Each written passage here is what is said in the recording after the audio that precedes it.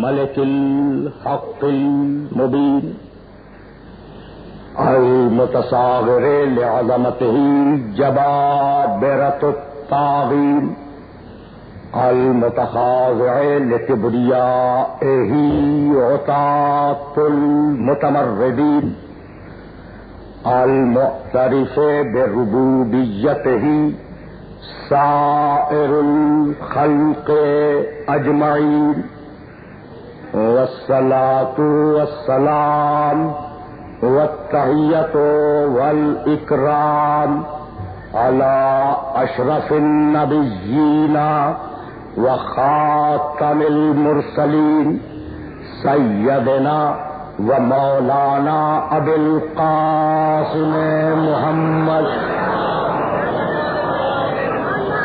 وأهل بيته الطيبين الطاهرين المعصومين المظلومين أما بعد فقد قال الله سبحانه وتعالى في محكم كتابه المبين بسم الله الرحمن الرحيم فمن يرد الله أن يهديه یشرح صدرہ للاسلام ومن یرد ان یضلہ یجعل صدرہ ضیقا حرجا کأنما یصعد فی السماء کذالک یجعل اللہ الرجس علی الذین لا یؤمنون وہذا صراط ربک مستقیما قد فصلنا الآیات لقوم یذکرون لهم دار السلام عند ربهم وهو ولیهم بما كانوا يعملون صلوات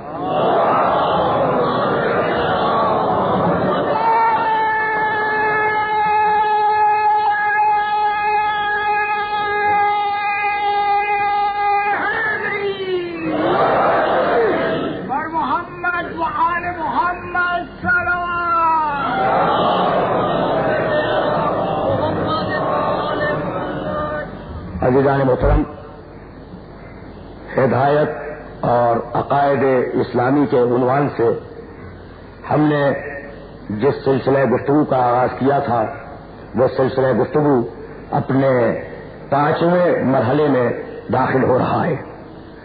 کل بات جس مرحلے پر رکی تھی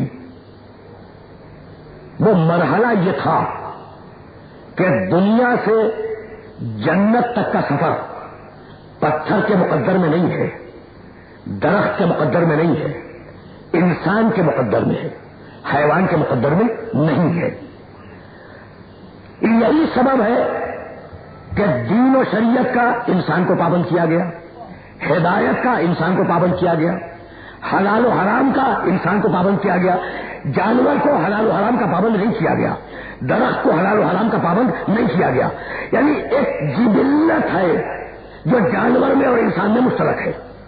دیکھیں ایک لفظ ہے جبلت، یعنی جبلت کا مطلب یہ ہے کہ کچھ وہ چیزیں ہیں جو انسان اور جانور کی فطرت میں ودیعت کر دی گئی ہے، اور جو چیز ودیعت کر دیا ہے اس پر وہ قائم ہو۔ یعنی میں کہنا یہ چاہ رہا ہوں کہ گھوڑا گوشت نہیں کھاتا اور شیر گھاس نہیں کھاتا، یہ اس کی شریعت ہے،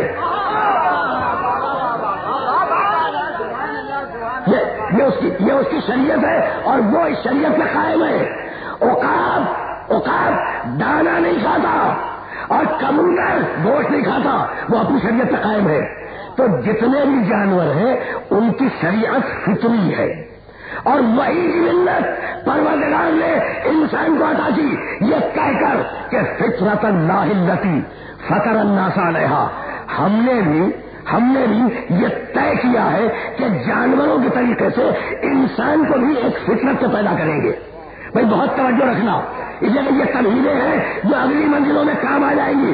تو اب انسان ایسی مخلوق جس میں پروردگار نے کچھ فطری ضرورتیں رکھی اور انہیں پورا کرنے کے تقاضے کو مد نظر رکھتے ہوئے اسے احتیاج دے دی کہ بھائی اپنا یہ تقاضا اس طریقے سے پورا کرو، اپنا وہ تقاضا اس طریقے سے پورا کرو۔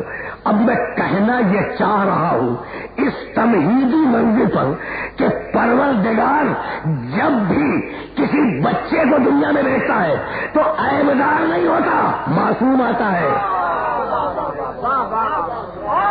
میں کسی بچے کو متعلق آپ نے سنا کہ فاسق بچہ پیدا ہوا، فاجر بچہ پیدا ہو گیا، گناہگار بچہ پیدا ہو گیا، شرابی بچہ پیدا ہو گیا؟ کبھی آپ نے سنا؟ بھائی بچے کو کہتے ہی معصوم ہے، بچہ معصوم ہے۔ بھائی بہت توجہ رکھنا، بچے کو کہتے ہی معصوم ہے تو یہ اشارہ ہے کہ ہماری طرف سے جو بھی آئے گا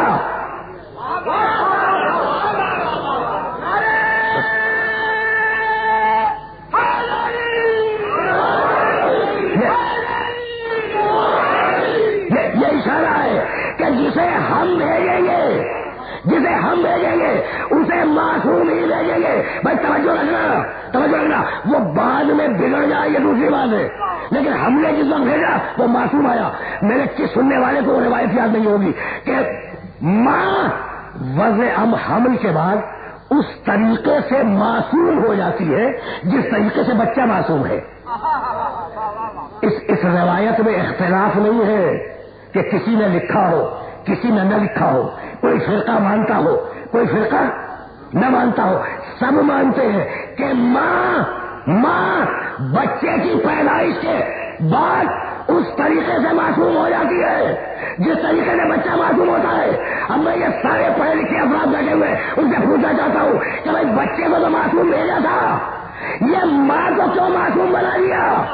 اس لیے کہ معصوم کو اس کی گود میں پلنا ہے۔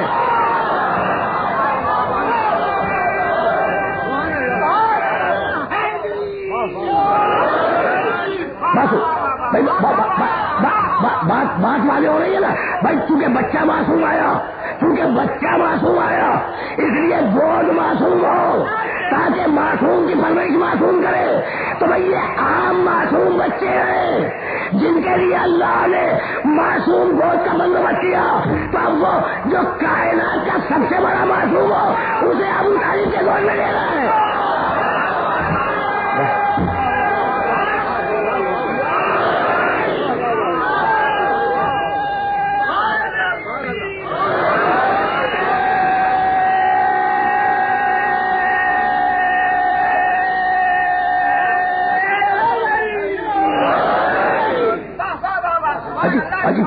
عجیب مسائل ہے نا، عجیب مسائل ہے۔ تو اگر مقام معصوم سمجھ میں آ گیا تو بات یہیں سے آگے بڑھ جائے گی۔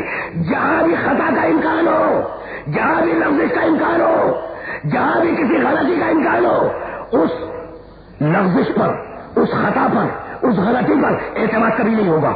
دیکھو میں اگر زندگی میں ایک مرتبہ جھوٹ بول دوں تو تم میری کسی بات پہ اعتماد نہیں کرو گے۔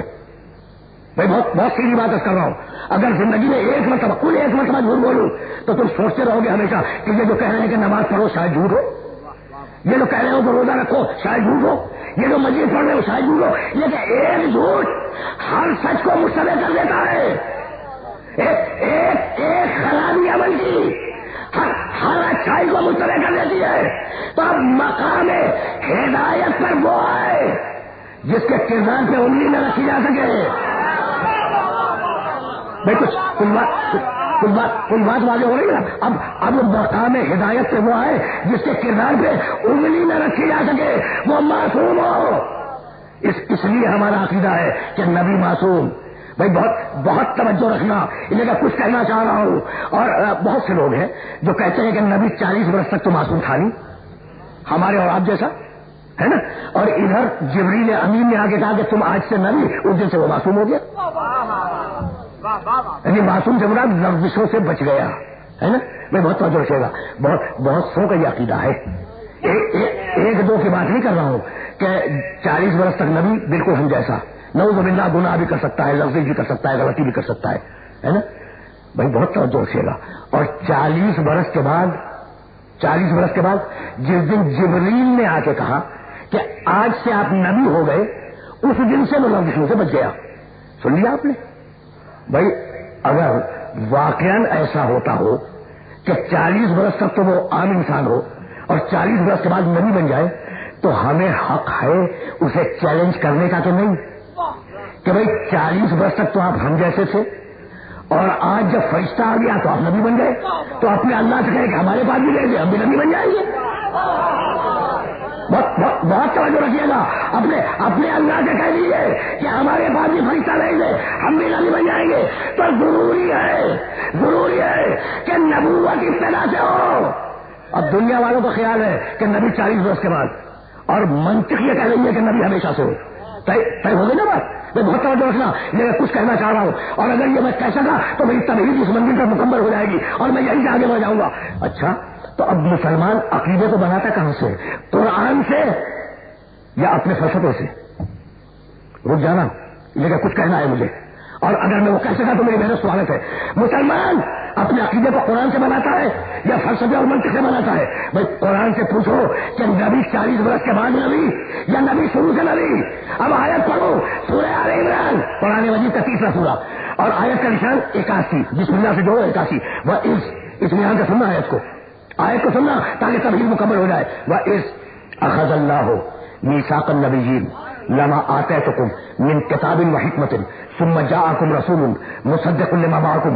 لمبی آیت ہے، سنتے جانا۔ مُصَدِّقٌ لِّمَا مَعَكُمْ لَتُؤْمِنُنَّ بِهِ وَلَتَنصُرُنَّهُ قَالَ أَأَقْرَرْتُمْ وَأَخَذْتُمْ عَلَىٰ ذَٰلِكُمْ إِصْرِي قَالُوا أَقْرَرْنَا قَالَ فَاشْهَدُوا وَأَنَا مَعَكُمْ مِنَ الشَّاهِدِينَ۔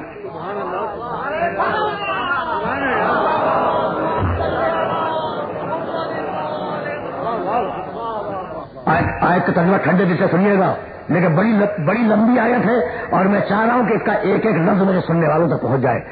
وَإِذْ أَخَذَ اللَّهُ مِيثَاقَ النَّبِيِّينَ وَإِذْ کے معنی عربی میں ہے اس وقت کو یاد کرو۔ وہ کہہ رہے نا حبیب، میرے نبی، میرے محمد، وَإِذْ أَخَذَ اللَّهُ مِيثَاقَ النَّبِيِّينَ، اس وقت کو یاد کرو، اس وقت کو یاد کرو جب اللہ نے سارے انبیاء سے عہد لیا تھا۔ وَإِذْ کے معنی کیا ہے؟ اس وقت کو یاد کرو۔ بھئی یہ ذہن میں رکھیے گا، لیکن مجھے اسی وَإِذْ سے تو کام لینا ہے۔ وَإِذْ قرآن میں بہت آیا ہے۔ وَإِذْ قَالَ رَبُّكَ لِلْمَلَائِكَةِ انی جاعل فی الارض خلیفہ، اس وقت کو یاد کرو جب تمہارے اللہ نے کہا فرشتوں سے کہ میں زمین میں خلیفہ بنانے والا ہوں۔ حبیب اس وقت کو یاد کرو، ہے نا۔ وَإِذْ يَرْفَعُ إِبْرَاهِيمُ الْقَوَاعِدَ مِنَ الْبَيْتِ وَإِسْمَاعِيلُ رَبَّنَا تَقَبَّلْ مِنَّا إِنَّكَ أَنْتَ السَّمِيعُ الْعَلِيمُ۔ حبیب میرے محمد اس وقت کو یاد کرو جب باپ اور بیٹے ابراہیم اور اسماعیل دونوں مل کر خانہ کعبہ کی دیواروں کو بلند کر رہے تھے۔ اس وقت کو یاد کرو، اس وقت کو یاد کرو جب میں آدم کو خلافت دے رہا تھا۔ اس وقت کو یاد کرو جب ابراہیم اور اسماعیل خانہ کعبہ کی دیواریں بلند کر رہے تھے۔ وَإِذْ أَخَذَ اللَّهُ مِيثَاقَ النَّبِيِّينَ، میرے محمد اس وقت کو یاد کرو جب میں نے نبیوں کو جمع کیا تھا اور جمع کرنے کے بعد ان سے ایک عہد لیا تھا۔ اب رک جاؤ، میں نے 3 آیتیں پڑھی۔ وَإِذْ ترجمہ کیا ہے؟ اس وقت کو یاد کرو۔ بھئی یہ سب اہل زبان بیٹھے ہوئے ہیں، گفتگو اردو میں ہو رہی ہے۔ اس وقت کو یاد کرو یہ کب بولتے ہیں؟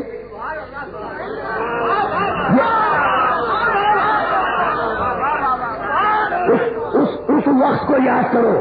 بھیا اس کا ترجمہ سمجھ میں آ گیا نا؟ اس وقت کو یاد کرو یہ کب بولا جاتا ہے؟ اس وقت کو یاد کرو جب دو ہو ماضی میں اور بعد میں جب دونوں ملے تو ایک دوسرے سے کہے اس وقت کو یاد کرو۔ بھائی بہت توجہ فرمائیے گا۔ بھائی مثلاً دو ہو ماضی میں 2 ہو میدان جنگ میں، اور ایک کھڑا رہ جائے ایک چلا جائے، اور بعد میں وہ جو کھڑا ہے وہ کہے اس وقت کو یاد کرو جب تم پہاڑوں پہ جا رہے تھے اور میں اکیلا کھڑا ہوا تھا۔ بھائی توجہ رکھنا۔ تو یہ اس وقت کو یاد کرو کب کہتے ہیں؟ جب ماضی میں 2 ہو بعد میں ایک دوسرے کو یاد دلائے.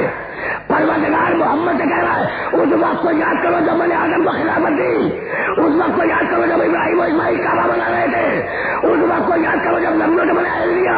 یعنی خلافت مل رہی تھی, محمد دیکھ رہا تھا.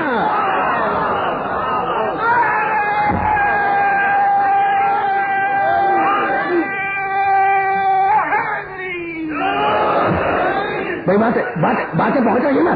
یعنی آدم کو خلافت مل رہی تھی, محمد دیکھ رہا تھا. ابراہیم کعبہ بنا رہے تھے, محمد دیکھ رہا تھا. اللہ نبیوں سے عہد لے رہا تھا. اللہ پیغمبروں سے, انبیاء سے عہد لے رہا تھا. میرا محمد دیکھ رہا تھا. تو جو اپنی پیدائش سے قبل دیکھ رہا ہو, میں توجہ رکھیے گا, جو اپنی پیدائش سے قبل دیکھ رہا ہو, کیا اپنی موت کے بعد اب دیکھ نہیں سکتا؟ اب روک رہا ہوں. بھائی کس سے عہد لیا؟ یہی تو لانا تھا اپنے سارے سننے والوں کو, اور اسی مقام پر تو بتانا تھا کہ نبوت ہے کیا.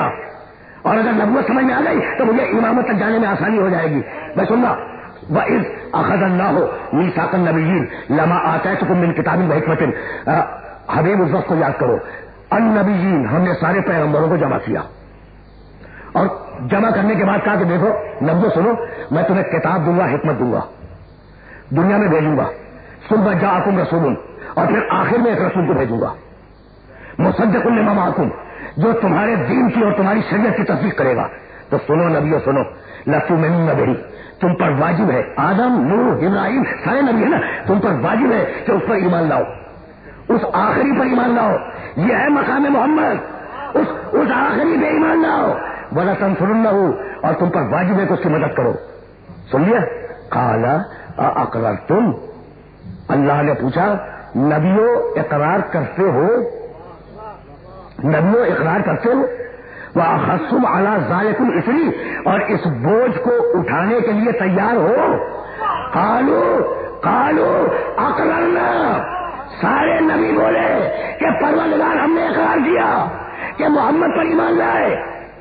قالوا اقررنا قال فاشهدوا, پروردگار نے کہا دیکھو نبیوں گواہ رہنا. وَأَنَا مَعَكُمْ مِنَ الشَّاهِدِينَ, اور میں بھی تمہارے ساتھ گواہی دینے والوں میں شریک ہوں. وہ شریک ہے جو لا شریک ہے.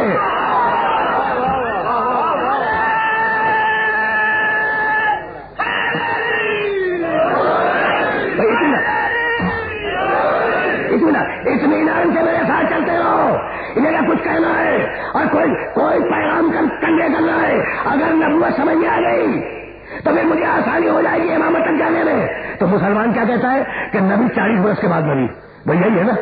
اب میں نے آیت کا ترجمہ کر دیا, اپنے سارے محترم سننے والوں کی خدمت میں پیش کر دیا میں نے آیت کا ترجمہ. اب ایک سوال کر رہا ہوں, بھائی کیا جو ہے مسلمان کیا کہتا ہے 40 برس کے بعد نبی. آیت میں کیا کہا؟ وَإِذْ أَخَذَ اللَّهُ مِيثَاقَ النَّبِيِّينَ, اللہ نے انبیاء سے عہد لیا.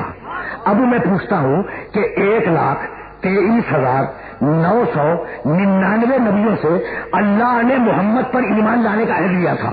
یہ عہد کہاں لیا؟ ایک ساتھ یہ کہاں تھے؟ بھائی توجہ رکھنا. وَإِذْ أَخَذَ اللَّهُ مِيثَاقَ النَّبِيِّينَ, اللہ نے نبیوں سے عہد لیا. تو یہ 1,23,999 نبی ایک وقت میں کہاں تھے جن سے اللہ نے عہد لیا؟ تو مسلمان نے گھبرا کے کہا کہ یہ عہد دنیا کا نہیں ہے. اچھا, اب ہم نے پوچھا کہ عہد دنیا کا نہیں ہے, کہا کہ نہیں یہ دنیا کا نہیں ہے. ہم نے پوچھا پھر یہ عہد اللہ نے کہاں لیا؟ کہا کہ عالم ارواح میں لیا, آسمانوں میں لیا. تو ہم نے کہا کس سے لیا؟ کہا نبیوں سے لیا.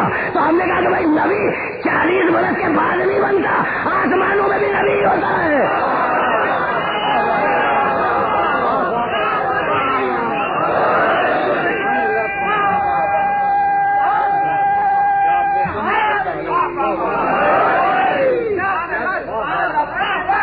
بھائی ذہن میں یہ مسئلے جانشین ہوتے جائیں تاکہ مجھے آگے جانے میں آسانی ہو جائے. وَإِذَا أَخَذَ اللَّهُ مِيثَاقَ النَّبِيِّينَ. دیکھو میرے محمد کا مقام دیکھو. اگر میرے محمد کا مقام سمجھ میں آ گیا تو میں یہیں سے آگے جاؤں گا. وَإِذَا أَخَذَ اللَّهُ مِيثَاقَ النَّبِيِّينَ لَمَا آتَيْتُكُم مِّن كِتَابٍ وَحِكْمَةٍ ثُمَّ جَاءَكُمْ رَسُولٌ مُصَدِّقٌ لِّمَا مَعَكُمْ لَتُؤْمِنُنَّ بِهِ وَلَتَنصُرُنَّهُ. آدم میرے محمد پہ ایمان لاؤ. نوح میرے محمد پہ ایمان لاؤ. ابراہیم میرے محمد پہ ایمان لاؤ. آیت کا ترجمہ کراؤ. موسیٰ میرے محمد پہ ایمان لاؤ. عیسیٰ میرے محمد پہ ایمان لاؤ. آدم نے کہا پروردگار میں ایمان لے آیا, میں محمد کا مومن. نوح نے کہا میں محمد کا مومن. ابراہیم نے کہا میں محمد کا مومن. موسیٰ نے کہا میں محمد کا مومن. عیسیٰ نے کہا میں محمد کا مومن. تو محمد نبی, آدم مومن, نوح مومن, ابراہیم مومن, موسیٰ مومن, عیسیٰ مومن. طے ہو گئی بات. بھائی اپنی طرف سے کچھ نہیں کہہ رہا ہوں, ایک ایک لفظ قرآن مجید کی روشنی میں ہے. اور اگر یہ بات پہنچ گئی تو بات یہیں سے آگے گئی. ایک مرتبہ اور سنو.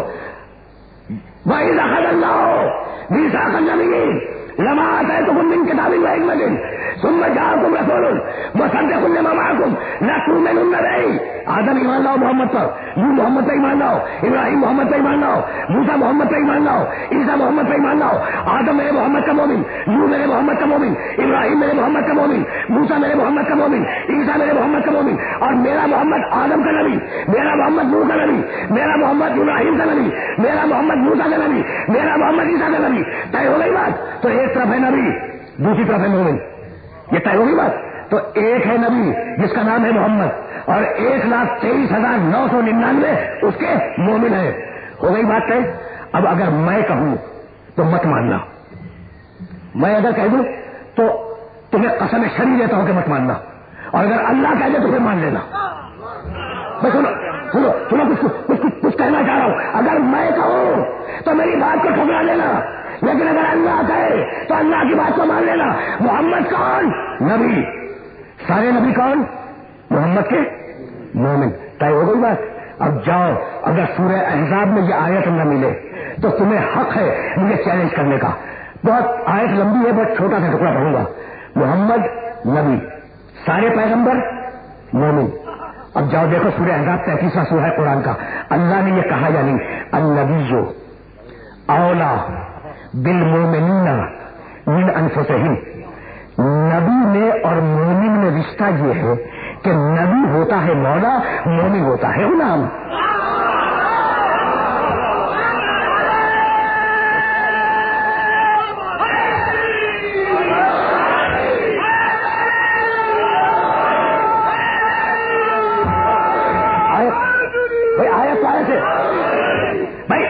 میرا کوئی کنٹریبیوشن نہیں ہے سوائے اس کے کہ میں نے سورہ آل عمران کی آیت کو سورہ احزاب کی آیت سے متصل کیا. بھائی سورہ آل عمران نے کہا سارے نبیوں کو میرے محمد پہ ایمان لاؤ, ہے نا. اور سورہ احزاب نے کہا کہ مومن میں اور نبی میں رشتہ یہ ہے کہ مومن غلام ہوگا, نبی مولا ہوگا. طے ہو گئی نا بات. تو بھائی بات بہت توجہ ہے. آدم میرے محمد کا غلام, نوح میرے محمد کا غلام, ابراہیم میرے محمد کا غلام, موسیٰ میرے محمد کا غلام, عیسیٰ میرے محمد کا غلام. اور میرا محمد آدم کا مولا, میرا محمد نوح کا مولا, میرا محمد ابراہیم کا مولا, میرا محمد موسیٰ کا مولا, میرا محمد عیسیٰ کا مولا. تو اب میرا محمد جس کا مولا فہذا علی المولا.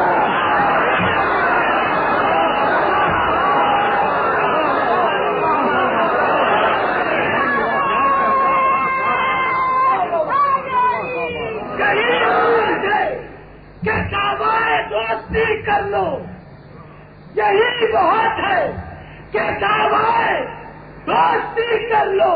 بھائی نبی کے گھر کی دعوت کہاں سے لاؤ گے؟ اور علی کے گوشت میں بانٹو انگوٹھیاں, لیکن تم اپنی جان میں آیت کہاں سے تم اپنی جان میں آیت کہاں سے لاؤ گے؟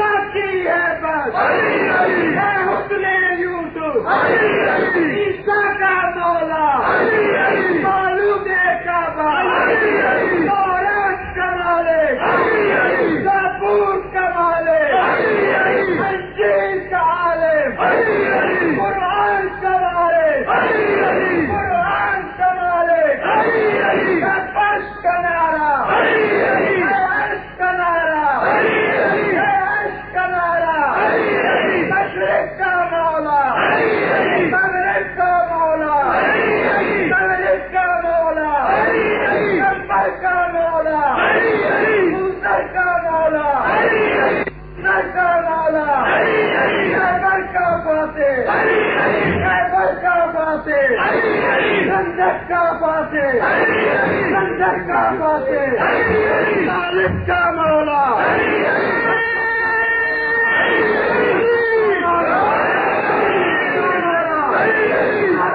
بولو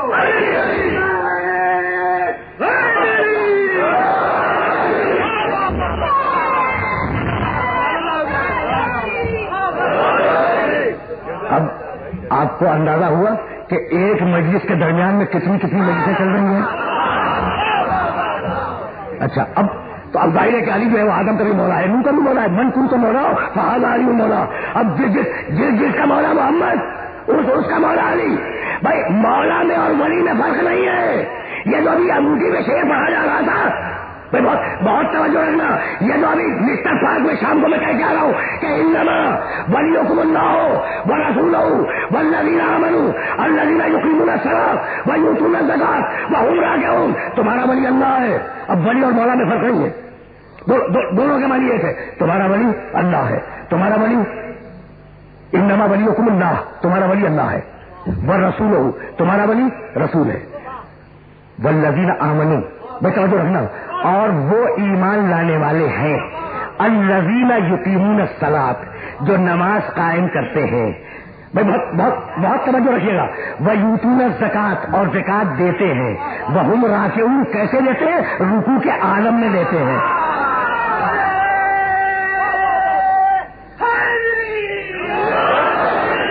دیکھو ان ناروں نے مجلس کا ایجنڈا ہی تبدیل کر دیا.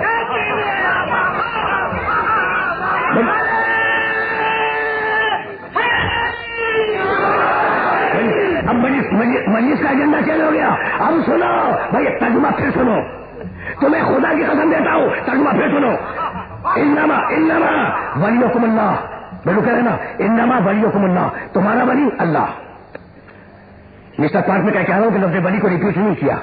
جیسی ولایت اللہ کی ویسی رسول کی ویسی اس زکات دینے والے کی ہے نا. میں نے مسٹر پارک میں کیا کہ لفظ ولی کو پھر ریپیٹ نہیں کیا. ایک ولی حکم میں تین ہے، اللہ، اس کا رسول اور زکات دینے والا. یہی ہے نا. نہیں، زکات دینے والا کہاں تھا؟ زکات دینے والے. سنو ترجمہ سنو. سننا ترجمے کو سننا، اور ترجمے کو سننے کے بعد اعتراض سننا. کہتے ہیں علی نے زکات دے دی، انگوٹھی دے دی علی نے. بھائی یہی ہے نا کہ انگوٹھی اتار کے دے دی. تو خدا کی قسم بڑا عجیب و غریب واقعہ ہے. رسول مسجد میں نماز پڑھا رہے تھے. توجہ رکھیے گا، آیت کے اوپر ابھی آؤں گا. رسول مسجد میں نماز پڑھا رہے تھے. رسول کا رخ قبلے کی طرف تھا. سارے نماز پڑھنے والے ان کا رخ قبلے کی طرف تھا. اور آپ کو معلوم ہے کہ محراب کے بالکل اپوزٹ دروازہ تھا. محراب کے بالکل مقابلے میں دروازہ تھا. سائل دروازے سے داخل ہوا تو سب کی پیٹھ کی طرف سے آیا نا. ٹھیک، یعنی اتنی بات ہوتا ہے، وہ بھی پیٹھ کی طرف سے آیا اور اس نے آواز دی. بھائی توجہ رکھنا کہ ہے کوئی جو مجھ محتاج کی مدد کرے. آج تک سمجھ میں نہ آ سکا کہ بھائی نماز کے تمام ہونے کا انتظار تو کر.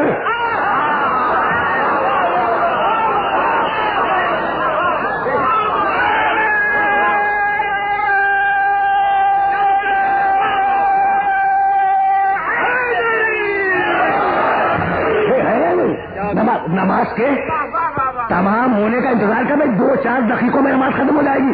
اب ایسی کون سی بڑی احتیاط ہے جو نماز کے دوران ہی پوری ہو؟ تو اب اس ایک سوال نے سمجھایا کہ سائل عام سائل نہیں ہے.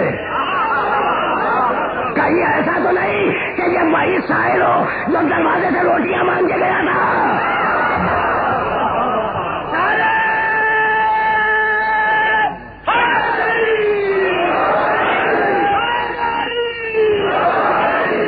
اطمینان کا سنتے جاؤ. تو اب رسول اور نمازیوں کا رخ ہے قبلے کی طرف. سائل کی طرف سے آیا ہے، ان کی پیٹھ کی طرف سے آیا نا. تو اب صفے جتنی ہے اس کے آگے ہے اور وہ ایک گوشے میں آگے کھڑا ہو گیا. بھائی بہت توجہ ہے.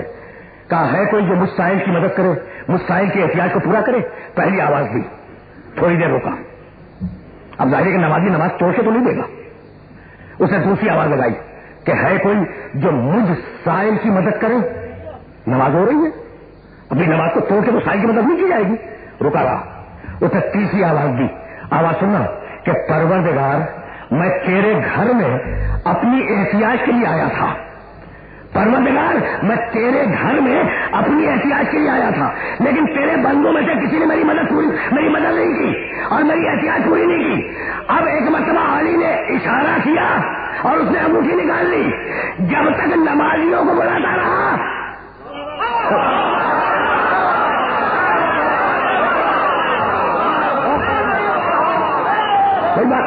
بات واضح ہو رہی ہے بھائی، جب تک نمازیوں کو پکارتا رہا علی نے انگوٹھی نہیں بڑھائی، جب تک پروردگار تیرا کوئی بندہ مدد نہیں کر رہا ہے تو ایک مرتبہ علی نے انگوٹھی بڑھا دی۔ بھائی توجہ رکھنا، اب اتنے سارے لوگ ہیں، اگر ان میں سے کوئی انگوٹھی بڑھا دے تو دوسرا دیکھے اسے، سارے نے دیکھ کیسے دیا ایسے نمازیوں ہے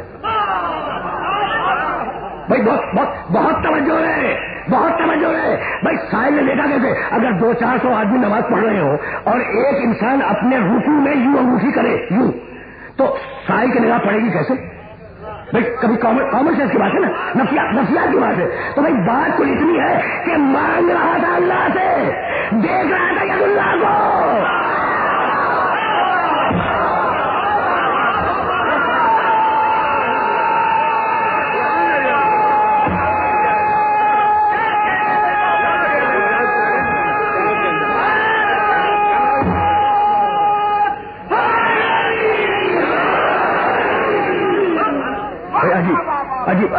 عجیب بات ہے، اب میں کیسے کہوں، خدا کی قسم علماء نے بڑی خدمتیں انجام دی ہیں اسلام کی، علماء نے اسلام کی بڑی خدمتیں انجام دی ہیں، بڑے بڑے کارنامے کیے ہیں، اور ان کارناموں میں سے ایک کارنامہ یہ ہے کہ جہاں فضیلت علی مل جائے اسے چھپا دو، جہاں فضیلت علی مل جائے اس پہ پردہ ڈال دو، اور اگر اتنی بڑی فضیلت ہو کہ اس پر پردہ ڈالا ہی نہ جا سکے تو اتنا بڑا اعتراض کر دو، اتنا بڑا اعتراض کر دو کہ فضیلت جو ہے وہ مشتبہ ہو کے رہ جائے۔ بھائی توجہ رکھنا، بڑی خدمتیں ہیں ان علماء کی، پوری زندگیاں انہوں نے آل محمد کی دشمنی میں سوچی ہے۔ بات واضح ہو رہی ہے نا، تو اب کہنے لگے، بھائی توجہ رہے، بھائی بہت توجہ رہے، کہنے لگے کہ علی کی نماز تو مشکوک ہو گئی۔ ہم نے کہا بھائی کیوں؟ کہا بھائی اللہ کی نماز پڑھ رہے تھے یا سائل کا جملہ سن رہے تھے؟ اللہ کی نماز پڑھ رہے تھے یا سائل کا جملہ سن رہے تھے؟ یعنی جملہ سننے سے نماز مشہور ہو گئی۔ بھائی عجیب بات ہے، تو ایک روایت درج کروں بخاری شریف کی ذمہ داری کے ساتھ، پیغمبر نے ظہر کی نماز پڑھائی، اب جاؤ اگر چیلنج کر سکتے ہو تو چیلنج کرو، پیغمبر نے ظہر کی نماز پڑھائی، اور ظہر کی نماز پڑھانے کے بعد ایک مرتبہ ہوئے ان کی طرف جو پیچھے تھے اور کہنے لگے پیارے لوگ، صحبت کے بیٹھے ہوئے لوگ، استفادہ کیے ہوئے لوگ،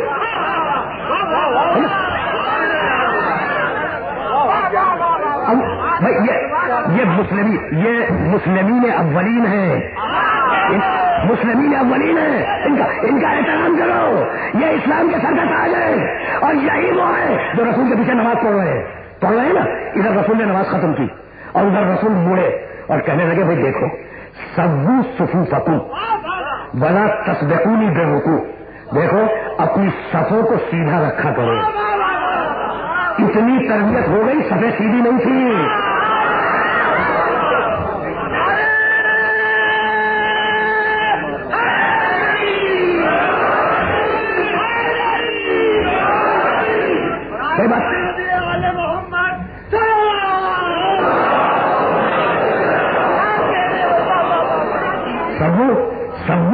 صفوفکم ولا تسبقونی بالرکوع، دیکھو میرے دوستو، میرے چہیتے ساتھیوں، اپنی صفوں کو مرتب رکھو، اور اس کے بعد کا جو جملہ دیکھیں، ولا تسبقونی بالرکوع، اور مجھ سے پہلے رکوع میں نہ جایا کرو۔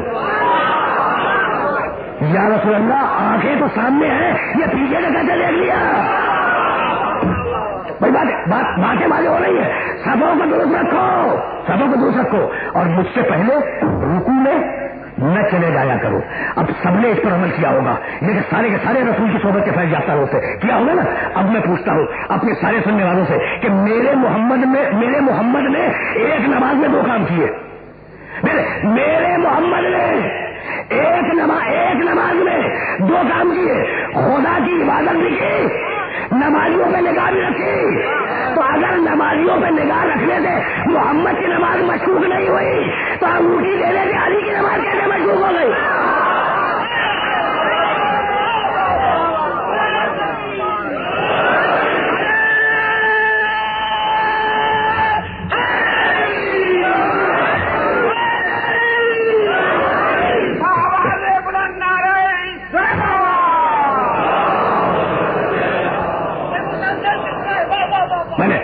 میں نے زحمت دی اپنے موٹر سننے والوں کو، لیکن جملہ تو سنتے جاؤ. رکوع میں سنا تھا اور رکوع میں انگوٹھی دی تھی. بھائی ایجنڈا ہی چینج ہو گیا نا مجلس کا. اب جملہ سنو. رکوع میں کہنے لگے نماز مشکوک ہو گئی. بھائی کر رہے ہو اللہ کی عبادت، رکوع میں ہو اور سنی تمہیں سائل کی بات. اب مجھے بتلاؤ خدا کے لیے کہ جتنی مسلمان فقہیں پائی جاتی ہیں جہاں جہاں، جب جماعت قائم ہو تو اور آدمی آ جائے تو نماز کہاں سے جوڑے گا؟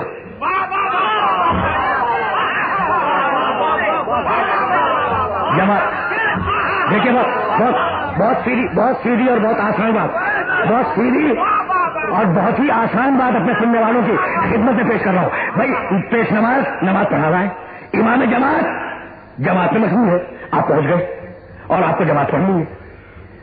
بھائی جماعت کا وزن پیغمبر کی روایت ہے کہ جماعت ایک نماز جماعت کا وزن اتنا ہے کہ عالمین مل کر اس وزن کو تول نہیں سکتے. تو اب جماعت تو پڑھنی چاہیے نا، جماعت پڑھنی چاہیے. تو پیش نماز جماعت پڑھا رہا تھا اور آپ درمیان میں پہنچے. اچھا تو سجدے میں تھا تو کیا آپ جوڑیں گے؟ سجدے میں جا رہا تھا جوڑیں گے؟ استغفر اللہ کہہ رہا تھا جوڑیں گے؟ نہیں نا. کہاں سے جوڑیں گے؟ رکوع سے. اچھا کیا کہہ کے جوڑتے ہیں؟ ہمارے ستم ظریف ہوتے ہیں نا نمازی، ایک مرتبہ کہہ دیا ان اللہ مع الصابرین، تاکہ وہ کہتا رہے سبحان ربی العظیم و بحمدہ، سبحان ربی العظیم و بحمدہ، صبر کیے رہے یہاں تک کہ وہ وضو سرپا کی تشریف لے آئے.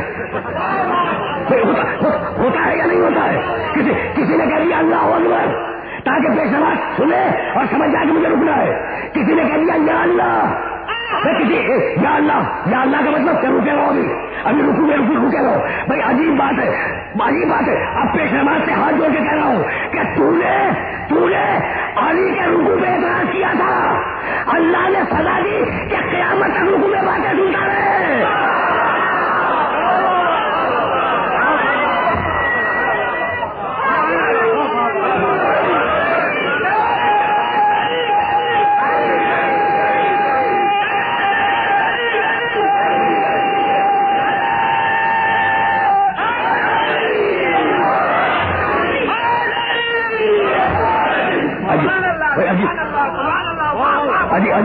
عجیب بنانا فکر ہے.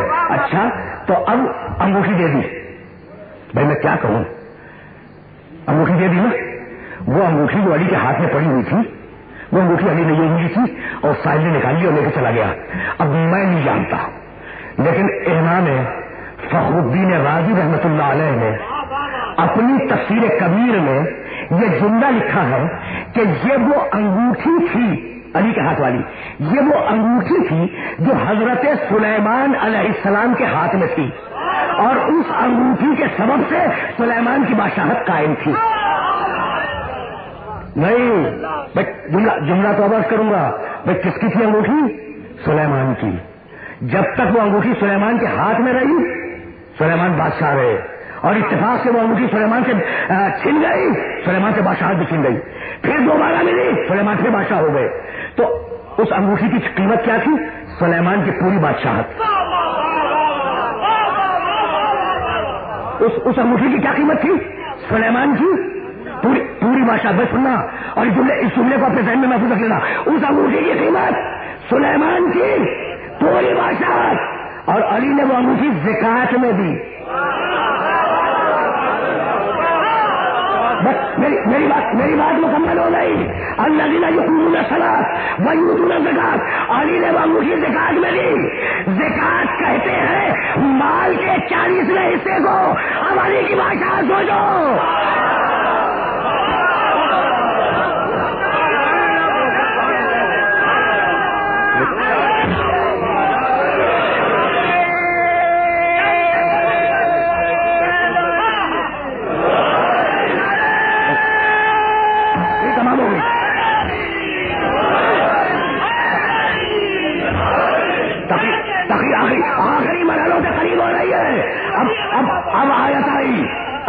آئی بھائی انگوٹھی دے دی نا, انگوٹھی دے دی, اور اسی محراب میں ابھی پیغمبر موڑے میں نہیں ہے نماز پڑھا کے, اسی محراب میں فرشتہ آیا اور فرشتے نے آ کے پیغمبر کی خدمت میں آیت پیش کی, انما ولیکم اللہ ورسولہ.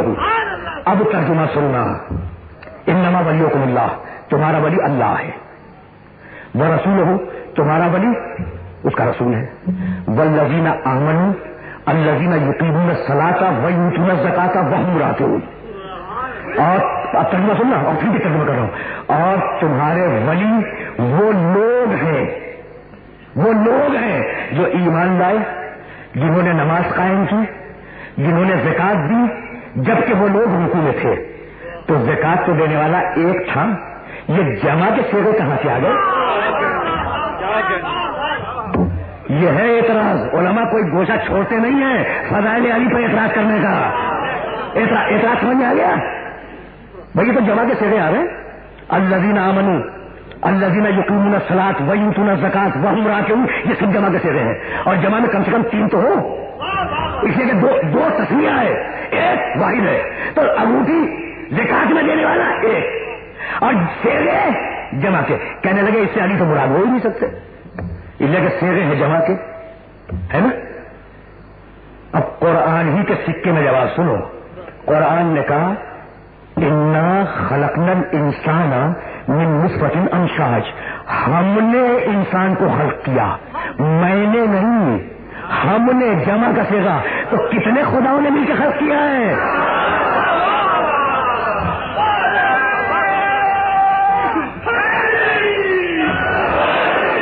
بھائی ہے نا, بہت مقامات ہے. لقد خلقنا الانسان فی احسن تقویم, ہم نے, میں نے نہیں, ہم نے انسان کو ایسے تقویم خلق کیا. تو کتنے تھے خلق کرنے والے؟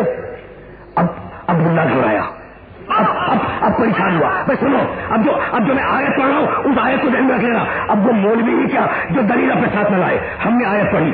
بھائی بہت توجہ ہے. اس قالت الملائکۃ یا مریم ان اللہ یبشرک بکلمۃ منہ اسمہ المسیح ابن مریم. بھائی توجہ ہے, بہت توجہ ہے.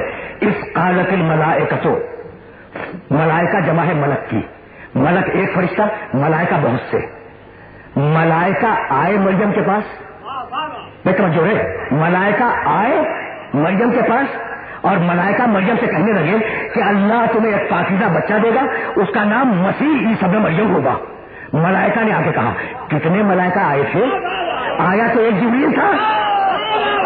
بھائی بہت توجہ ہے. بھائی میں نے پوچھا ہاتھ جوڑ کے کہ بھائی لفظ ملائکہ کتنے آئے تھے, کتنے آئے تھے؟ تو اب عالم ہے نا, پڑھا لکھا ہے, کہنے کا بھائی آیا تو ایک ہی تھا, آیا ایک ہی تھا. ہم نے کہا کون کہنا؟ جبریل. ہم نے کہا پھر یہ جمع کا صیغہ کیوں آیا؟ کہا بھائی اس لیے, اب وہ کہہ رہا ہے اس لیے جمع کا صیغہ آیا کہ یہ احترام مقصود تھا جبریل کا. جبریل ہے سید الملائکہ, تو چونکہ سید الملائکہ ہے اس لیے جمع کا صیغہ. تو سید الملائکہ کے لیے جمع کا صیغہ آ جائے, اور جو سید الاولیاء ہو.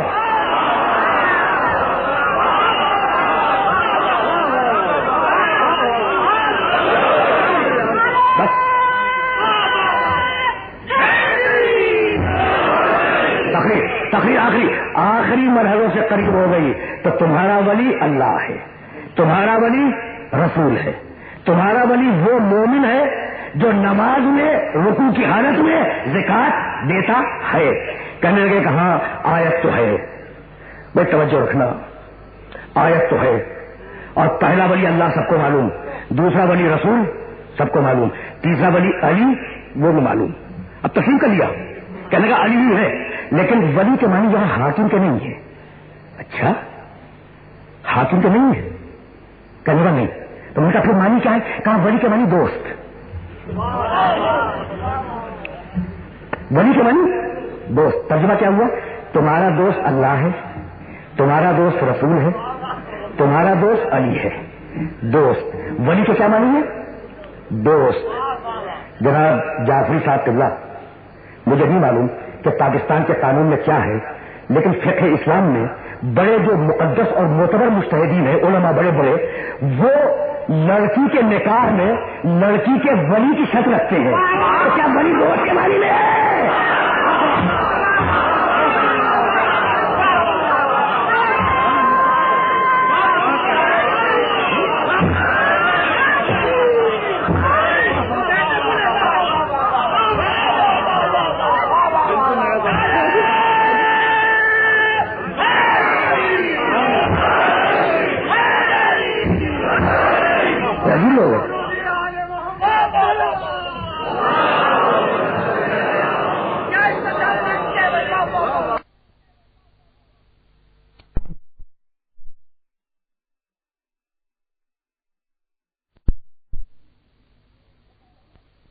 کہتے ہیں نا، کہتے ہیں کہ لڑکی کے ولی سے اجازت لو. ارے بھائی اگر لڑکی کا ولی جس مفہوم میں بھی استعمال ہو اسی مفہوم میں اللہ ولی ہے، رسول ولی ہے اور علی ولی ہے نا. انما ولیکم اللہ. بھائی توجہ رکھنا، تمہارا ولی اللہ ہے، تمہارا ولی اللہ ہے، ورسولہ، اور تمہارا ولی رسول ہے. والذین آمنوا الذین یقیمون الصلاۃ ویؤتون الزکاۃ وہم راکعون. بھائی تمہارا ولی اللہ ہے. کبھی اقرار کیا؟ اگر نہیں اقرار کیا تو مسلمان نہیں ہو. بھائی تمہارا ولی اللہ ہے، کہو لا الہ الا اللہ. جب تک ولایت کا اقرار ہوگا نا. ورسولہ، تمہارا ولی رسول ہے، کہو محمد رسول اللہ. بات پہنچ گئے. بھائی جب تین ولی ہیں تو تینوں کی ولایت کا اقرار تو کرو. پہلے ولی کے لیے لا الہ الا اللہ، دوسرے ولی کے لیے محمد رسول اللہ، تیسرے ولی کے لیے بہت توجہ ہے، تیسرے ولی کے لیے علی ولی اللہ. کہنے گا نہیں، علی ولی اللہ ہے، وہ وسیع رسول اللہ ہے، وہ خلیفۃ بلا فصل. کتنا لمبا ہے بھائی؟ لا الہ الا اللہ اتنا سا، محمد رسول اللہ اتنا چھوٹا سا. اور اب جب علی کی منزل آئی تو کمال کیا کیا آپ نے؟ بھائی توجہ رکھیے گا، اور جو بات حق ہو اسے میں تسلیم کرتا ہوں اور میں اسے قبول کرنے کا عادی ہوں. بھائی اگر اعتراض میں دم ہونا تو اسے مان لیا کرو. بھائی بہت توجہ ہے. اللہ کی ولایت کا اعلان کیا، لا الہ الا اللہ، لا الہ الا اللہ، لا الہ الا اللہ. اس میں سے 3 جملے نفی کے ہیں، چوتھا اللہ ہے. بھائی لا الہ الا یہ تینوں باطل ہیں، اور چوتھا لفظ اللہ یہ آ گئے. تو جب اللہ کی ولایت کا اعلان کیا کہا لا الہ الا اللہ. اچھا، اللہ کی ولایت کا اعلان کیا لا الہ الا اللہ، اور اپنے نبی کی ولایت کا اعلان کیا محمد رسول اللہ. اور جب علی کی منزل آئی ٹرین چل رہی ہے. بھائی عجیب مرحلہ فکر ہے. بھائی بہت توجہ ہے. اعتراض میں دم ہو تو اسے مان لو نا. ضد اچھی نہیں ہوتی، بحث اچھی نہیں ہوتی، کٹ حجتی اچھی چیز نہیں ہے، ہر درمی اچھی چیز نہیں ہے. اب جب علی کی منزل آئی کہنے لگے علی ولی اللہ ہے، وہ وسیع رسول اللہ ہے، وہ خلیفۃ بلا فصل. کتنا لمبا جملہ ہے. تو کیا اللہ سے عقیدت کم ہے؟ لا الہ الا اللہ چھوٹا سا. کیا رسول سے نعوذ باللہ عقیدت کم ہے؟ محمد رسول اللہ چھوٹا سا، اور یہاں علی کا نام آیا، علی ولی اللہ ہے، وہ وسیع رسول اللہ ہے، وہ خلیفۃ بلا فصل. بھائی اعتراض میں دم ہے یا نہیں؟ بھائی بہت توجہ رکھنا. اعتراض میں دم ہے نا، خدا کی قسم دم نہیں ہے. اب آیت کو جملوں سے ملا کے دیکھ لو. آیت نے کہا انما ولیکم اللہ، ولیکم اللہ، ہم نے کہا لا الہ الا اللہ. آیت نے کہا ورسولہ، ہم نے کہا محمد رسول اللہ. اور اب آیت نے کہا والذین آمنوا الذین یقیمون الصلاۃ ویؤتون الزکاۃ وہم راکعون.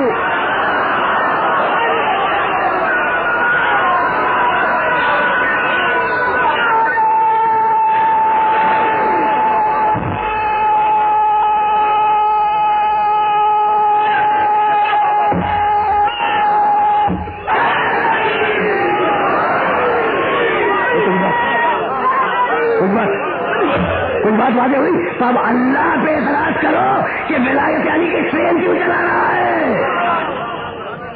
تقریر آخری مرحلوں سے قریب ہو گئی. بھائی رسالت بھیجنا، بھائی اب عجیب بات ہے، اور یہی آج بات کو روک دینا ہے.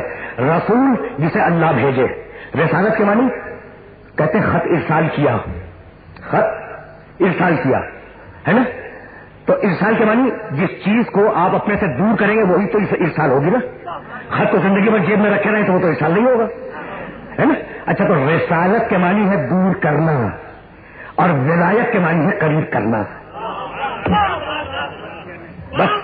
بس میری تقریر آخری مرحلوں میں داخل ہونے والی ہے.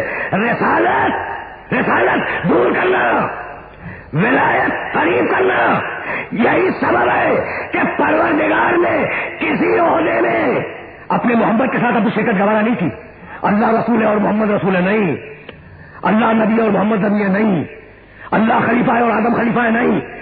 واحد وہ منزل ہے جہاں ایک عہدے میں 3 ہے. اللہ ولی ہے, اس کا رسول ولی ہے, اس کا علی, اور رکوع میں زکات دینے والا وہ ولی ہے. تو ولایت کے معنی قریب ہونے کے ہیں. اب جو جتنا قریب ہوگا اتنا بڑا ولی اللہ ہوگا.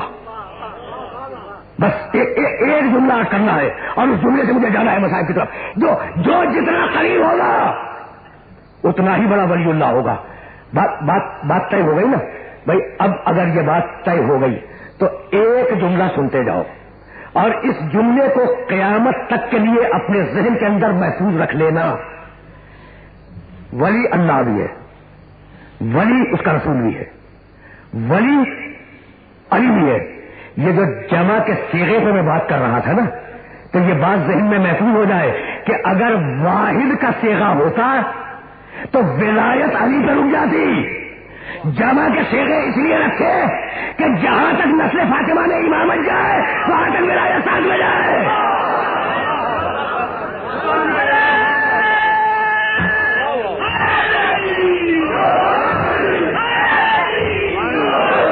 تقریر تمام ہو گئی. کربلا حسین کے مقام ولایت کا اعلان ہے. بات آ گئی اس مرحلے تک جس مرحلے تک بات کو آنا تھا. اور دیکھو میں لفظ ولایت پہ بات کر رہا تھا نا, اور ابھی جب میں حاضر ہوا تو جناب علی اکبر علیہ الصلوۃ والسلام کے سلسلے میں سوچ پڑھا جا رہا تھا. اور اس وقت بات میرے ذہن میں آئی تھی کہ جب میں نجف کا طالب علم تھا اور کربلا ہر ہفتے زیارت کیا کرتا تھا تو اس میں نے یہ جملہ دیکھا تھا, اشہد انک ولی اللہ وابن ولیہ. مولا علی اکبر سے خطاب ہے, مولا میں گواہی دیتا ہوں کہ آپ اللہ کے ولی ہیں اور ولی اللہ کے بیٹے ہیں. تو جی چاہ رہا تھا کہ میں اکبر کا تذکرہ کروں, لیکن میں اکبر کے تذکرے کو مؤخر کر رہا ہوں. شاید 9 محرم کی شب میں ذکر کروں. آج ایک ایسا تذکرہ کروں جو نسبت پاک میں ادھورا رہ گیا. بس سنتے جاؤ. فقط 2-4 جملے عرض کروں گا اور ان 2-4 جملوں پر گفتگو ختم ہو جائے گی. جعفر تیار بہت بڑے غازی ہیں, شخصیت میں آ گئی. جعفر تیار مسلمین اولین میں ہے. مسلمانوں کی ہجرت سے پہلے انہوں نے حبشہ ہجرت کی اور نجاشی کے دربار میں جو خطبہ دیا ہے آج بھی وہ تاریخ اسلام کا شاہکار ہے. جعفر تیار ہجرت کے 8ویں برس حبشہ سے واپس آئے. جعفر تیار جس دن جعفر تیار واپس آئے ہیں نا مدینے, اس دن رسول خیبر میں تھے اور خیبر فتح ہو چکا تھا. دیکھو یہ تاریخیں ہیں. اور گریے کا لطف اسی وقت ہے جب پورا پس منظر سامنے آ جائے. بس 2-4 جملے عرض کروں گا. جعفر تیار ہجرت سے واپس آئے, ہجرت حبشہ سے مدینے پہنچے. ان کو اطلاع ملی کہ رسول خیبر میں ہے اور خیبر فتح ہو چکا ہے. سامان سفر پھینکا اپنے گھر میں اور اسی سواری پہ سوار ہو کر خیبر آئے. اور جیسے ہی رسول کی نگاہ پڑی جعفر پر, رسول دوڑتے ہوئے گئے, جعفر تیار کو اپنے گلے سے لگایا اور مڑ کے اپنے ساتھیوں سے کہنے لگے کہ سمجھ میں نہیں آتا کہ میں فتح خیبر کی خوشی مناؤں یا جعفر کے آنے کی خوشی مناؤں. یہ ہے جعفر تیار. سمجھ میں آ گیا؟ اس کا نام ہے جعفر تیار کہ رسول کہتے ہیں سمجھ میں نہیں آتا کہ خیبر کی فتح کی خوشی مناؤں یا جعفر کے آنے کی خوشی مناؤں. اس جعفر تیار کے بیٹے کا نام ہے عبداللہ ابن جعفر تیار, اور یہ عبداللہ ابن جعفر تیار شوہر ہے جناب زینب سلام اللہ علیہا کے. کوئی بات سمجھ میں آ گئی؟ بس اب اتنا وقت بھی تو نہیں رہا کہ سارے مسائل بیان کیے جائیں. بھائی عبداللہ ابن جعفر تیار سمجھ میں آ گئے نا سمجھ میں. 4 بیٹے تھے عبداللہ ابن جعفر تیار کے. جب حسین مدینے سے چلنے لگے تو عبداللہ ابن جعفر تیار بیمار تھے. 2 بیٹوں کو مدینے میں چھوڑا اور 2 کو لیے ہوئے حسین کے ساتھ آئے, مکے تک ساتھ آئے. جب حسین نے حج کو عمرے سے بدلا اور سفر اختیار کیا تو کہہ دیا کہ اے بھائی عبداللہ کل میں مکے کو چھوڑ رہا ہوں, میں مکہ چھوڑ رہا ہوں. 2 بیٹے ساتھ آئے تھے نا. آئے شہزادی زینب سے کہا کہ ان بچوں کے لباس بدل دو. وہ نئے لباس, بھائی بقرعید آنے والی تھی نا, وہ نئے لباس جو میں نے عید کے لیے سلوائے تھے وہ ان بچوں کو پہنا دو. شہزادی زینب نے ان دونوں بچوں کو اون و محمد کو اپنے ہاتھوں سے لباس پہنایا, شانہ کیا اور عبداللہ کی خدمت میں پیش کر دیا. دونوں کا ہاتھ اپنے ہاتھ میں تھاما, حسین کے پاس آئے. حسین بیٹھے ہوئے تھے, 7 چکر لگائے حسین کے گرد.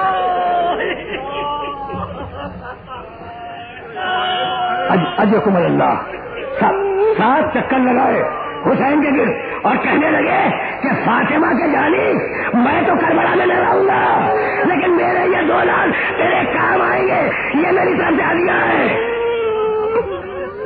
اجرکم اللہ, اجرکم اللہ. بھائی سنتے چلو, میں کچھ کہنا چاہ رہا ہوں, اور جو کہوں اس میں کوئی ترتیب نہیں ہے, کوئی ترتیب نہیں ہے. کربلا کی لڑائی گزر گئی, شام کا زندان گزر گیا, قافلہ لوٹا ہوا مدینے واپس آ گیا. سنو, بیویاں سید سجاد کے گھر میں ہیں. عبداللہ ابن جعفر طیار جناب زینب کے شوہر زندہ تھے.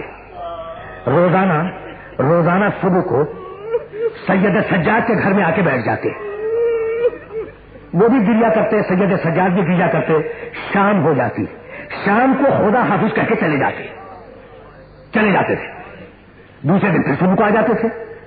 مہینوں ہفتوں عبداللہ ابن جعفر طیار کا یہی دستور تھا. بہت توجہ رکھیے گا, لیکن واقعہ بیان کر رہا ہوں. ایک دن عبداللہ ابن جعفر طیار جب آئے تو شام تک بیٹھے رہے. جو جانے کا وقت ہے اس میں گئے نہیں, اس میں واپس نہیں گئے. اب سید سجاد متوجہ ہوئے, کہا عبداللہ آپ کو آج کچھ کہنا ہے؟ کہا کہ ہاں شہزادے ایک بات کہنی ہے. کہا عبداللہ کیا کہنا ہے؟ ہاتھ جوڑ کے کہا کہ اپنی پھوپھی زینب سے کہو کہ وہ بھی تو آپ ہی کا گھر ہے نا.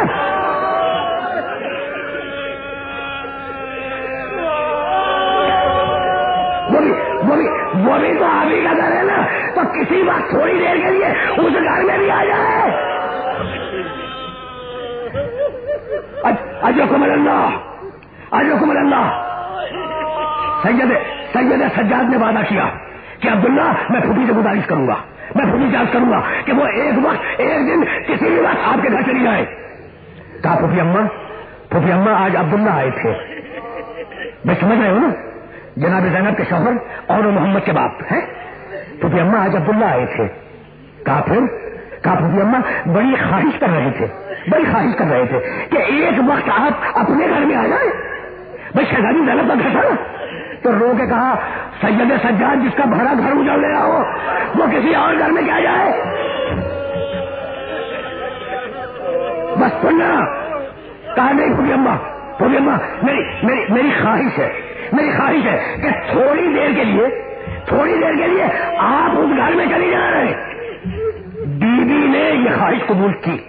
بس اب سننا, بیوی نے خواہش قبول کی کہ ہاں میں ایک وقت عبداللہ ابن جعفر طیار کے گھر میں جاؤں گی, اپنے شوہر کے گھر میں.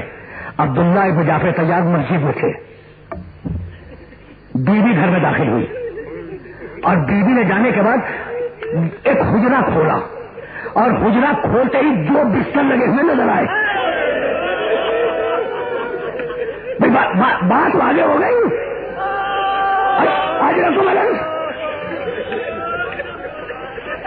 اجرکم اللہ, 2 چھوٹے بستر لگے ہوئے نظر آئے. بیوی سے برداشت نہ ہوا.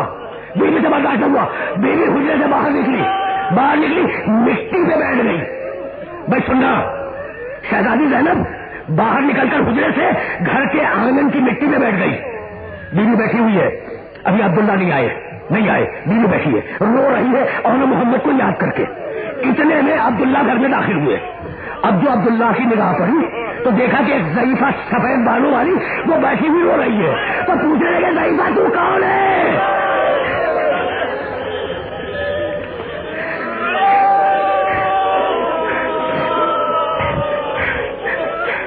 اجرکم اللہ. جملہ سننا. اے ضعیفہ, عبداللہ نے پوچھا اے ضعیفہ تو کون ہے؟ ایک مرتبہ شہزادی زینب نے سر اٹھایا، کہا کہ ہاں عبداللہ، اب مجھے کیوں پہچانو گے؟ اب مجھے کیوں پہچانو گے؟ عبداللہ نے ہاتھ جوڑ لیے، شہزادی میں نے واقعی رات کو نہیں پہچانا تھا۔ آخری جملے سنو، عبداللہ نے ہاتھ جوڑ لیے، شہزادی میں نے واقعی رات کو نہیں پہچانا تھا، بڑی خطا ہوئی، مجھے معاف کریں۔ یہ کہہ کے عبداللہ شہزادی زینب کے سامنے بیٹھ گئے۔ بس دیکھنا، عبداللہ کو سمجھ چکے ہو، عبداللہ کو سمجھ چکے ہو، اب زینب کو جانتے ہو نا، علی کی بڑی بیٹی، وہی تیور، وہی جلال، وہی انداز، وہی شان۔ ایک مرتبہ عبداللہ کی نگاہوں میں نگاہیں ڈالی اور کہا عبداللہ تم نے مجھے کیوں یاد کیا؟ بس آخری جملے ہے تقریر کے، عبداللہ تم نے مجھے کیوں یاد کیا؟ شاید بی بی کے ذہن میں یہ خیال گزرا ہو کہ عبداللہ نے اس لیے بلایا ہے کہ پوچھے کہ کیوں زینب کس شان سے دربار میں گئی تھی۔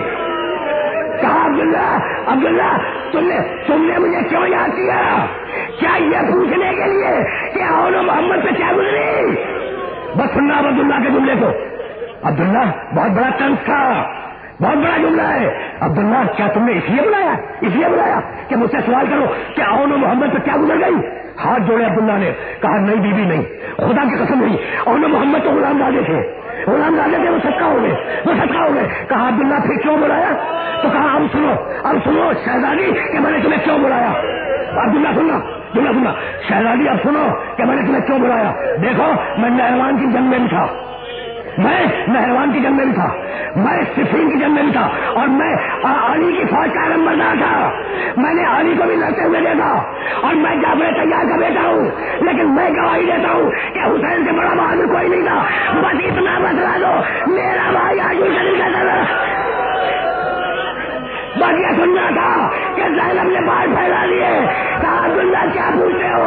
اکبر مر گئے، عباس مر گئے، قاسم مر گئے، حسین نے سینے الٹی، تلوار نکالی، اور یہ کہتے جاتے تھے اب بھوکے کی جنگ دیکھو، اب پیاسے کی جنگ دیکھو، اب اس کی جنگ دیکھو جس نے اپنے بیٹے کو